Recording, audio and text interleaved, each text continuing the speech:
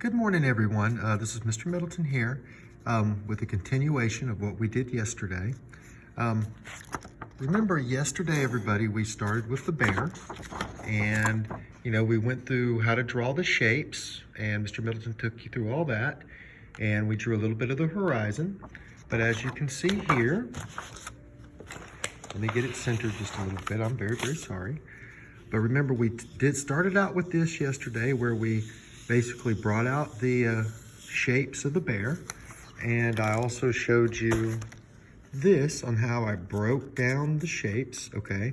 So when you look at your reference picture on Google Classroom, again, you can almost, if you look at it closely, you can see the shapes that I guided you through. But remember, this is where we like to start whenever we begin a drawing, is breaking the image down into its basic shapes. That will help you so much, later on as you develop as an artist. So we did that, and so we got our basic shapes done, and then we started to refine our edge. Remember, Mr. Middleton described yesterday on how to make that line for the fur. So we look very carefully and we follow the contour of the fur of the animal as we study the picture. That's what determines the direction of our little hairs and stuff hanging down, okay? So we did all that together, all right? And then, we really started, we went another step, and then we started adding the value. We started adding a texture, which was the bear fur. And Mr. Middleton guided you through how to do that.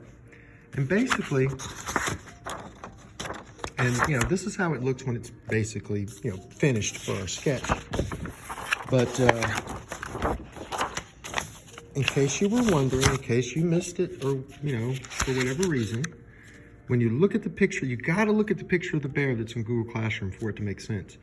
But when you look at the hair, you're just making little marks that look like this. And again, you're studying the direction of the hair in your source photo.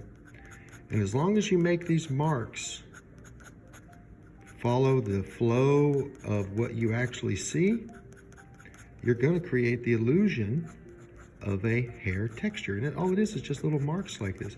And remember, Mr. Middleton showed you yesterday how to build these up, and where, like here where the leg connects, there's some extra shadow there, where, it's like a form that's coming out right there.